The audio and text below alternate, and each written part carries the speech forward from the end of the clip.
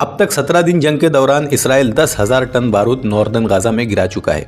इसकी क्वांटिटी जो जापान के हिरोशिमा में न्यूक्लियर बम अमेरिका ने गिराया था, ये इससे भी ज़्यादा है, जिसका नतीजा ये हुआ कि 9,000 बच्चे और औरतें अपनी जान गंवा चुके।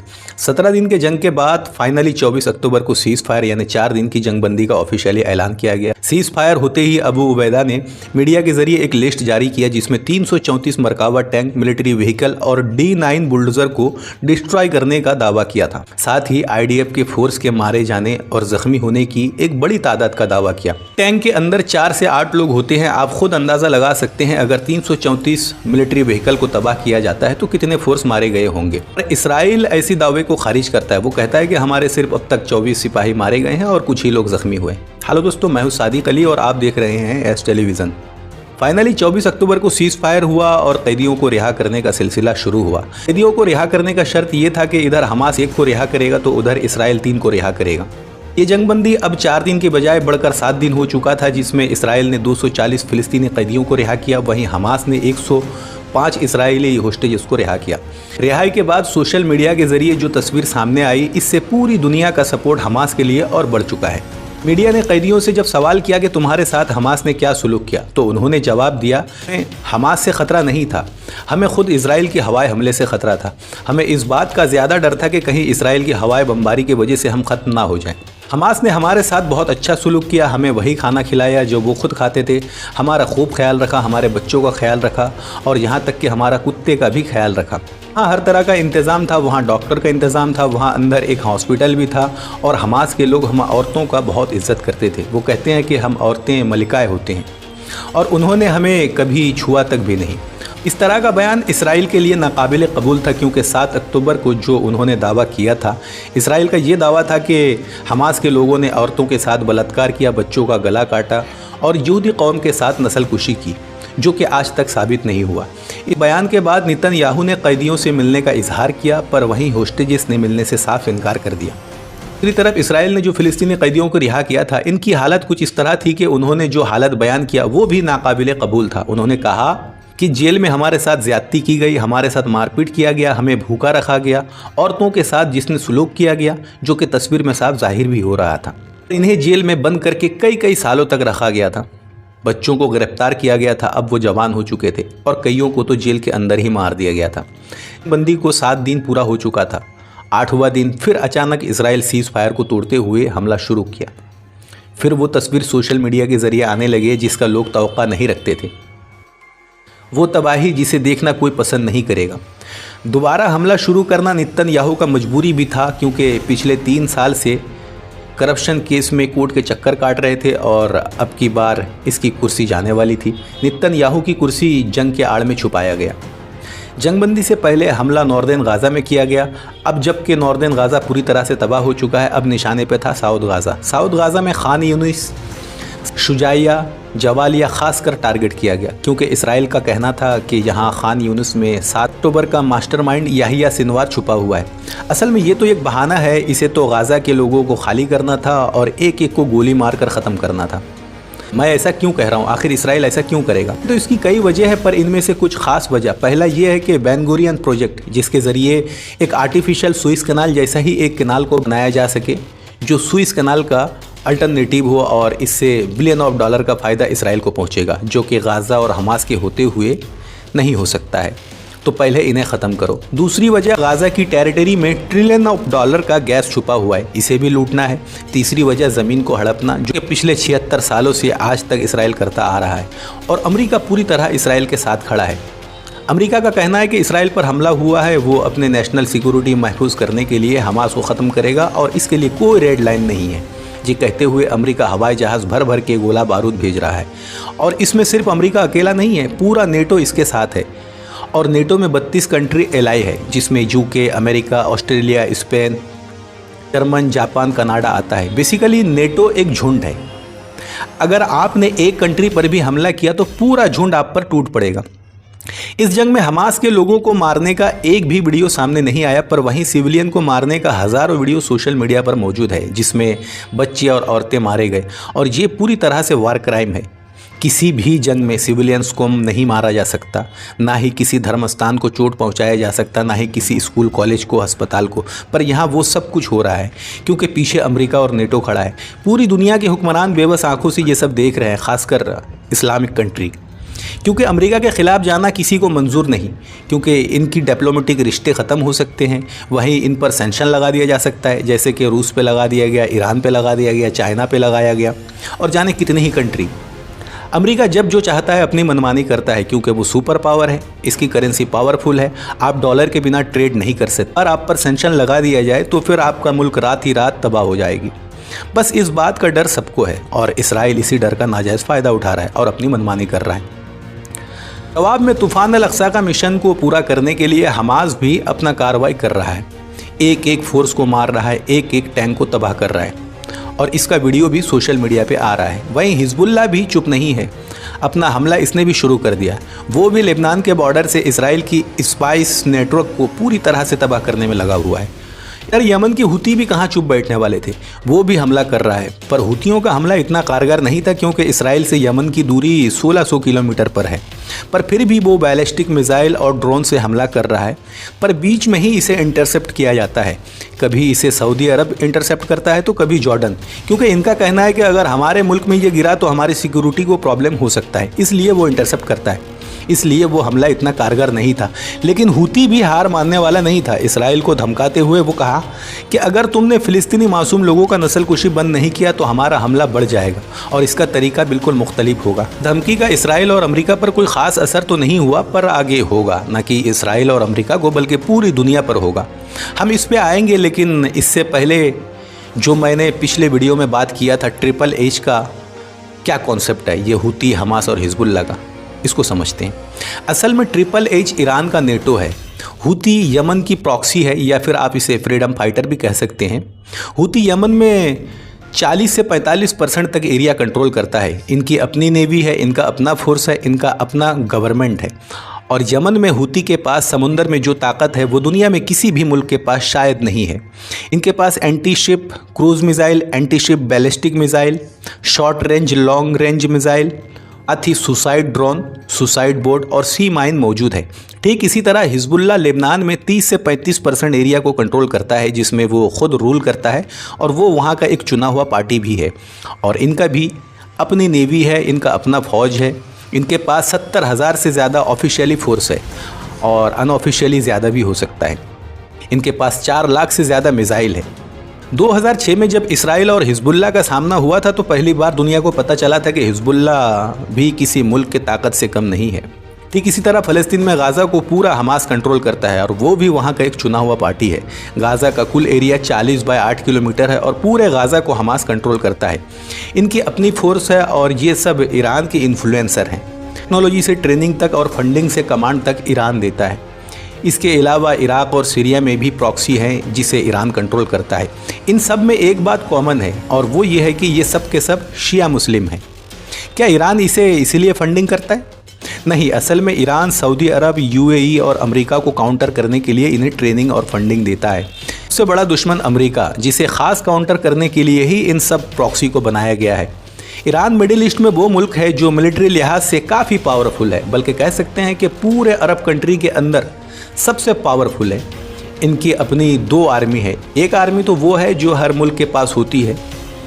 इसके अलावा भी इनके पास एक आर्मी है जिसे IRGC कहा जाता है, यानी Islamic revolutionary guard corps. Iran यही IRGC के ज़रिए ही सारी प्रॉक्सी को कंट्रोल करता है। असल में ईरान ही वो मुल्क है मिडिल ईस्ट में जो अमेरिका की नहीं सुनता। बाकी तो सारे के सारे अरब कंट्री इनके ग़ुलाम है। अमेरिका जैसा कहता है वो वैसा ही करता है और इसीलिए सबके साथ बिलियंस ऑफ डॉलर का ट्रेड भी है और इनके साथ ताल्लुकात भी हैं। वहीं हर 2 दिन में अमेरिका ईरान पर सेंक्शन लगाता रहता है, क्योंकि ईरान अमेरिका की नहीं सुनता, वो इसराइल को पसंद नहीं करता। और अमेरिका जो हुकूमत मिडिल ईस्ट में सेकेंड वर्ल्ड वार के बाद से आज तक करता आ रहा है और हमेशा करना चाहता है, इसके बीच में ईरान एक बहुत बड़ा रोड़ा है। और इसी रोड़े को हटाने के लिए अमेरिका ने भी वही पॉलिसी अपनाई जो अंग्रेज़ ने दुनिया में सदियों से अपनाते आ रहे हैं। डिवाइड एंड रूल का, फूट डालो और राज करो। और इसके लिए ज़रूरी क्या था? प्रोपोगेंडा। शिया सुन्नी के बीच में इतना फूट डाल दिया कि एक दूसरे जान के दुश्मन बन चुके थे। में यमन, सऊदी अरब, यूएई की लड़ाई कई सालों से चल रहा था। जिसे अभी कुछ ही दिन पहले चाइना ने पीस डील करवाया। चाइना आज एक बहुत बड़ा पावर है, सुपर पावर बनने से एक ही कदम दूर है। अगर अमेरिका को पछाड़ दिया जाए तो चाइना सुपर पावर बन सकता है। इसीलिए चाइना ने सोचा कि मिडिल ईस्ट को पहले इकट्ठा किया जाए और इसे अमेरिका के खिलाफ इस्तेमाल किया जाए। ईरान और सऊदी अरब भी इस पीस डील को एक्सेप्ट कर लिया और आपस में समझौता कर लिया। अमेरिका का पॉलिसी दुनिया को लड़ाते रहो और अपना हथियार बेचते रहो। अमेरिका एक साल बिना लड़ाई का ही रह सकता। कभी इंडिया की पाकिस्तान से, कभी नॉर्थ कोरिया की साउथ कोरिया से, इधर चाइना ताइवान का मसला, और मिडिल ईस्ट में तो हमेशा का लगा हुआ है। इन सब के झगड़े में अमेरिका को बहुत फ़ायदा है क्योंकि वो हथियार बेचता है। तो बेसिकली अमेरिका के लिए जंग मुनाफा बख्श कारोबार है। दूसरी पॉलिसी अमेरिका की ये है कि हम सुपर पावर हैं तो हम सबको ग़ुलाम बना के रखेंगे और सबका चोरी करेंगे, और वो जहाँ जहाँ चोरी करता है वहाँ वहाँ उसकी मिलिट्री बेस कायम है। अमेरिका की मिलिट्री बेस यूएई, सऊदी अरब, Qatar, Syria, Iraq, Egypt, Jordan में, जिबूती में, इधर साउथ कोरिया में, दुनिया भर में अमेरिका का 900 से भी ज़्यादा मिलिट्री बेस है, जिसमें सबसे ज़्यादा मिडिल ईस्ट में है। इसके बीच में एक नाजायज़ फसाद इसराइल को भी बिठा रखा है, जो पूरे अरब कंट्री और मिडिल ईस्ट को कंट्रोल करने के लिए है। अमेरिका कोई सुपर पावर नहीं है, कोई ताकतवर नहीं है। अगर ताकतवर होता तो वियतनाम का जंग नहीं हारता। अगर अमेरिका ताकतवर होता तो 20 साल तक अफगानिस्तान में जंग लड़ने के बाद रातों रात मुँह छुपाकर नहीं भागता। अगर ताकतवर होता तो रशिया को हरा देता। ऐसी हज़ारों मिसाल है। ये मिडिल ईस्ट से तेल चोरी करता है और हथियार बनाता है और पूरी दुनिया को बेचता है, और इस तरह से सुपर पावर है। बेसिकली इनका मौत का कारोबार है। अमेरिका आज तक कोई जंग नहीं जीता, सिर्फ ऊपर से हवाई हमला करके लाखों सिविलियन को मारा है। वही काम गाज़ा के अंदर इसराइल भी कर रहा है, और अगर इसके खिलाफ कोई बोलेगा तो इस मुल्क को सैंक्शन लगा के तबाह किया जाएगा। वो बात अलग है कि रूस और यूक्रेन की जंग के दौरान रशिया को सैंक्शन लगाना इसको उल्टा भारी पड़ गया। यूरोप रशिया से ऑयल और गैस खरीदता था। आज वही गैस और ऑयल दूसरी कंट्री के ज़रिए इसे 10% ज़्यादा पैसे देकर ख़रीदना पड़ रहा है। अमेरिका अपने हथियार के कारोबार के चक्कर में कई मुल्क को तबाह कर दिया, जैसे इराक़, सीरिया, लीबिया को तबाह कर दिया। मिडिल ईस्ट के अंदर अमेरिका ने लाखों नहीं करोड़ों अरबों लोगों को मारा।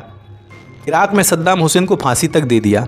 अमेरिका एक झुंड में रहता है और दादागिरी करता है, और इसके खिलाफ कोई बोल नहीं सकता। अमेरिका की पॉलिसी 2021 में जब यूक्रेन का जंग शुरू हुआ, पूरे झुंड के साथ यूक्रेन को हथियार बेचना शुरू कर दिया। 2 साल से ज़्यादा हो गया, अब भी रशिया यूक्रेन का जंग जारी है। पिछले 2 साल से रशिया यूक्रेन से नहीं बल्कि पूरा नेटो से लड़ रहा है। इस दौरान चाइना, नॉर्थ कोरिया और ख़ासकर ईरान ने इनका साथ दिया। ईरान आज सस्ती टेक्नोलॉजी और ड्रोन का सुपर पावर है, और रशिया को ईरान का बैकअप मिलने से काफ़ी हद तक रशिया इस जंग को अपने फेवर में लिया। अब गाज़ा की जंग शुरू हो जाने से रशिया को एक बहुत बड़ा फ़ायदा हुआ, और वो ये कि अमेरिका का ध्यान इधर से भटक गया। अमेरिका इधर यूक्रेन को हथियार देना बंद कर दिया और पूरी तरह से इसराइल के फेवर में आ गया और गाज़ा को ख़त्म करने में लग गया। अब रशिया के लिए एक बहुत बड़ा मौका था कि अमेरिका को इस जंग में फंसा दिया जाए और यूक्रेन को पूरी तरह से तबाह किया जाए। अब दुनिया भी अमेरिका की सैंक्शन से परेशान हो चुका है कि ये डॉलर की हेजेमनी अब ख़त्म होने का वक्त आ गया है। दुनिया 2 हिस्से में बढ़ गया है। अब ये जंग जो चल रहा है आगे 3rd वर्ल्ड वार में कन्वर्ट होने वाला है। इधर गाज़ा में इजराइल का हवाई हमला कंटिन्यू चल रहा है, और साथ ही साथ पूरे गाज़ा का दाना पानी भी बंद कर दिया गया है। गाज़ा एक तरफ से समुंदर से घिरा हुआ है, दूसरी तरफ से पूरा इसराइल का बॉर्डर है, और तीसरी साइड रफ़ा क्रॉसिंग यानी जहां इजिप्ट का बॉर्डर है। गाज़ा को हर तरफ से इसराइल ने घेर रखा है। इसीलिए कहा जाता है कि गाज़ा दुनिया में इकलौता खुला जेल है। कई वीडियो ऐसे भी सामने आए हैं जो लोग हाथ में सफ़ेद झंडा लेकर अपने बच्चों को साथ लेकर कोई महफूज जगह जाने की कोशिश करते हैं, तो वहाँ भी स्नाइपर के ज़रिए गोली मारा जा रहा है। गाज़ा के एक बाशिंदे जो 6 साल की अपनी बच्ची को लेकर दूध लाने जा रहा था, इसे और इसकी बच्ची को टारगेट करके कत्ल किया गया। इसराइल पहले कहता है कि इस जगह को खाली करो, यहाँ हमला होने वाला है। फिर लोग जब वहाँ से जाने लगते हैं तो गोलीबारी करके इनका कत्ल किया जाता है, कभी स्नाइपर के ज़रिए तो कभी हेलीकॉप्टर के ज़रिए। गाज़ा में जो लोग शहीद हुए हैं इनको दफनाने के लिए अब कब्र नहीं बचा, तो फुटपाथ पर दफनाया जा रहा है, किसी अस्पताल के अंदर दफनाया जा रहा है। और जो ज़ख्मी लोग हैं इनके लिए हॉस्पिटल में ना तो दवाई है और ना ही वो सारी कंडीशन जो ज़रूरत होती है। डॉक्टर बग़ैर बेहोशी के, बग़ैर एनेस्थीसिया के बच्चों के हाथ पैर काटने को मजबूर है। कई बच्चे ऐसे मारे गए हैं जिसे बग़ैर एनेस्थीसिया का ऑपरेशन किया जा रहा था। ऐसे हज़ारों वीडियो सोशल मीडिया पर मौजूद है। गाज़ा में तो जंग चल रहा था, साथ ही वेस्ट बैंक में भी अब झड़पें शुरू हो चुका है। यहाँ हमास नहीं है, पर यहाँ के जो आम लोग हैं अब वो हथियार उठा चुके हैं। असल में इसराइल का प्लान ये है कि गाज़ा को किसी भी तरह से खाली करा दिया जाए। गाज़ा के लोगों को इधर से इजिप्ट में धकेल दिया जाए और उधर से वेस्ट बैंक के लोगों को जॉर्डन में धकेल दिया जाए। और बाकायदा इसका सबूत भी है। इसराइल और अमेरिका ने इजिप्ट से कई बार कहा कि तुम इन गाज़ा के वासियों को अपने मुल्क में ले लो तो हम तुम्हारा कर्जा माफ़ कर देंगे। और इसराइल सिर्फ यही नहीं रुकने वाला है, बल्कि वो तो कहता है कि हमें ग्रेटर इसराइल बनाना है। और वो किस तरह बनेगा? वो इस तरह बनेगा कि आप इस मैप में देख सकते हैं, जिसमें Jordan, Egypt, Lebanon, Syria, Iraq और सऊदी अरब तक का एरिया को लिया जाएगा। ये प्लान लेकर इसराइल चल रहा है और उन्होंने कई बार मीडिया के सामने ये कहा भी है। इनके कैबिनेट के कई मिनिस्टर ये भी कह चुके हैं कि गाज़ा के लोग असल में इंसान नहीं है, ये तो ह्यूमन एनिमल है और इन पर न्यूक्लियर बम गिरा देना चाहिए। ऐसी कई वीडियो भी आए हैं जिसमें न कि गाज़ा के लोगों को सिर्फ मारा गया, बल्कि इनकी बॉडी ऑर्गन को भी निकाला गया है, इनके घरों को तबाह किया गया और इसका वीडियो बनाकर टिकटॉक पर डाला गया। यहूदियों के राबी ने फतवा जारी किया और कहा गया कि फ़िलिस्तीनी औरतों का रेप करना जायज़ है, इनको रेप करो, इनके बच्चों को मारो, ये तो हमारे लिए मजहबी फरीज़ा है। इसराइल ने फ़िलिस्तीनी लोगों पर हवा से, पानी से, ज़मीन से, हर जगह से बम गिराया और वो बम गिराया जिसे कहा जाता है बंकर ब्लास्टर बम, जिसने गाज़ा को तबाह कर दिया। फास्फोरस बम गिराया जो बैन है। फास्फोरस बम जिस जगह गिराया जाता है, इस जगह पे ऑक्सीजन ख़त्म हो जाता है, लोगों की स्किन जल जाती है। गाज़ा के 23 लाख पॉपुलेशन में से 19 लाख लोगों को डिस्प्लेस कर दिया गया, जो कि खेमे पे रहने पर मजबूर हैं और अपने मरने का इंतज़ार कर रहे हैं। इनके पास खाने पीने को कुछ नहीं है, सर्दी का मौसम है, गर्म कपड़ा नहीं है, क्योंकि घर तो पहले ही उजड़ चुका है, अब ऊपर से बारिश भी हो रही है। इसके बाद भी गाज़ा के लोग अपने घर को छोड़कर, अपने ज़मीन को छोड़कर कहीं जाने को तैयार नहीं है। हमास के Al Quds brigade, Al Qassam brigade, Al Jenin brigade, Al Saraya brigade, इन्होंने भी जो गोरिल्ला वारफेयर की जंग लड़ी है, इसे भी आने वाले टाइम में कई दहाइयों तक किताबों में पढ़ाया जाएगा। कभी एम्बुश लगाकर, तो कभी टैंक को आरपीजी शेल से तबाह करके, तो कभी टनल को उड़ाकर, तो कभी बॉबी ट्रैप में फंसाकर इन सब को मारा गया। हमास जो टेक्निक जंग के मैदान में इस्तेमाल कर रहा है वो बिल्कुल नया है और आईडीएफ के फोर्स के लिए एकदम सरप्राइज़ है। वो आए तो थे गाज़ा को कब्ज़ा करने के लिए, मरकावा टैंक के अंदर बिल्कुल महफूज बैठकर। हमास ने इनके इस टैंक को शोले में बदल दिया और गाज़ा को इनका कब्रस्तान बना दिया।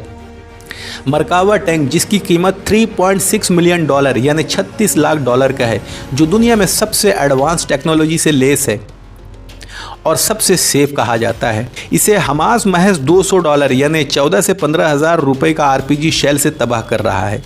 आईडीएफ का हर उस फोर्स को टारगेट करके मार रहा है जो वीडियो बनाकर टिकटॉक में डाला करता था। इस राबी को भी मारा गया जिसने फ़िलिस्तीनी औरतों का रेप का फतवा जारी किया था। इधर हिजबुल्लाह का भी हमला बढ़ चुका था। हिजबुल्लाह के हमले के वजह से 2 लाख से ज़्यादा शेल्टरों को हटा लिया गया, पूरा गांव खाली करवाया गया और वो अब खेमे पे रहने पर मजबूर हैं। 5 लाख से ज़्यादा लोग इसराइल छोड़कर जा चुके हैं। अब इनके साथ भी वही कुछ हो रहा था जो उन्होंने पिछले 76 सालों में फ़िलिस्तीनियों के साथ किया। इधर सीरिया, इराक में भी अमेरिका की मिलिट्री बेस पर हमला होता है और ये कौन कर रहा है? इराक और सीरिया की प्रॉक्सी, और ये भी ईरान के नेटो में शामिल है। और इन 3 महीने के दौरान 170 से ज़्यादा हमला हुआ और साथ ही साथ इराक के प्राइम मिनिस्टर सुडानी ने भी अमेरिका की मिलिट्री बेस को हटाने को कहा, क्योंकि सबको पता है आज गाज़ा पे जो कुछ भी हो रहा है, इसराइल जो कुछ भी कर रहा है, इसके पीछे सिर्फ और सिर्फ अमेरिका है। हूती भी पूरी तरह से एक्टिव हो चुके हैं। जो पहले इसराइल पर ड्रोन और मिसाइल से हमला कर रहा था, अब इसकी टेक्निक बिल्कुल बदल चुका है। उन्होंने रेड सी यानी लाल सागर को लाल कर दिया। उन्होंने बयान जारी किया और कहा कि इसराइल का कोई भी जहाज़ अब रेड सी के अंदर से ना ही जा सकता है और ना ही आ सकता है, जाएगा तो हम इसे टारगेट करेंगे। ये बयान जारी करने के 7 घंटे के बाद ही गैलेक्सी लीडर नामी एक जहाज़ को यमन ने अगवा कर लिया, और वो भी बिल्कुल फिल्मी अंदाज में। और उन्होंने कहा कि अगर गाज़ा के लोगों के लिए खाना दवाएं बंद है तो हम भी इसराइल का दाना पानी बंद कर देंगे, जो कि उन्होंने किया भी। और फिर एक के बाद एक हर जहाज़ को या तो अगवा किया या तो टारगेट किया। चाहे हिजबुल्लाह हो, हमास हो, हूती हो, इराक और सीरिया के प्रॉक्सी, इन सब में एक बात जो कॉमन थी वो यह कि वो सिर्फ मिलिट्री फोर्स को टारगेट कर रहे थे। किसी सिविलियन को नहीं मार रहे थे, पर इसराइल सिर्फ और सिर्फ सिविलियन को मार रहा था, क्योंकि इसका मिशन ही था कि गाज़ा को ख़त्म करके इसे हड़प लिया जाए। अब इस जंग को पूरा 3 महीना होने वाला है, दिसंबर ख़त्म होने वाला है। पर इस जंग के दौरान जो एक अच्छी बात थी वो ये था कि पूरी दुनिया के अवाम इस जंग के ख़िलाफ़ थे। उन्होंने पूरी दुनिया में प्रोटेस्ट किया, ख़ासकर यूरोपियन कंट्री में। इस दौरान यूनाइटेड नेशन में 2 बार वोटिंग किया गया, जिसमें 114 मुल्क ने सीज़ फायर के लिए वोटिंग किया, तो दोनों बार अमेरिका ने वीटो कर दिया। दिसंबर ख़त्म होते होते एक अच्छा काम हुआ, और वो ये था कि साउथ अफ्रीका ने इंटरनेशनल कोर्ट ऑफ जस्टिस में इसराइल के ख़िलाफ़ मुकदमा दायर किया, जिसकी पहली हियरिंग 11 जनवरी 2024 से शुरू होने वाली है। दिसंबर ख़त्म होते होते तक इनके एक कमांडर को, एक बटालियन को मारा गया, और इसराइल जो फ़ख्र करता था गुलानी ब्रिगेड पर, जो इनकी सबसे स्ट्रॉन्ग ब्रिगेड है, जिन्होंने सीरिया की गुलान हाइट्स को कब्ज़ा किया था, इस ब्रिगेड को भी हमास ने तबाह करके रख दिया। इसके बाद भी इसराइल हार मानने को तैयार नहीं है। अब दिसंबर 2023 ख़त्म हो चुका था। 31 की रात को रॉकेट फिर से बारिश होती है। 3 महीने के बाद भी इसराइल ने हमास की रॉकेट लॉन्चर को तबाह नहीं कर सका, इनकी सुरंग को तबाह नहीं कर सका, इन पर कंट्रोल नहीं कर सका।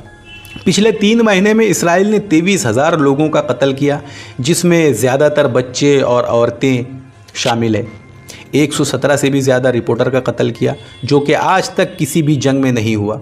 65,000 टन से भी ज़्यादा बारूदी मवाद को गिराया गया, जो कि 5 न्यूक्लियर बम जितना ताकत रखता है। असल में इसराइल जंग हार चुका है। और मैं ऐसा क्यों कह रहा हूँ? जंग शुरू होने से पहले इसराइल का दावा था कि हम हमास को ख़त्म करेंगे, होस्टेजेस को रिहा करेंगे और गाज़ा पे कंट्रोल करेंगे और हमास के तमाम टनल को ख़त्म करेंगे।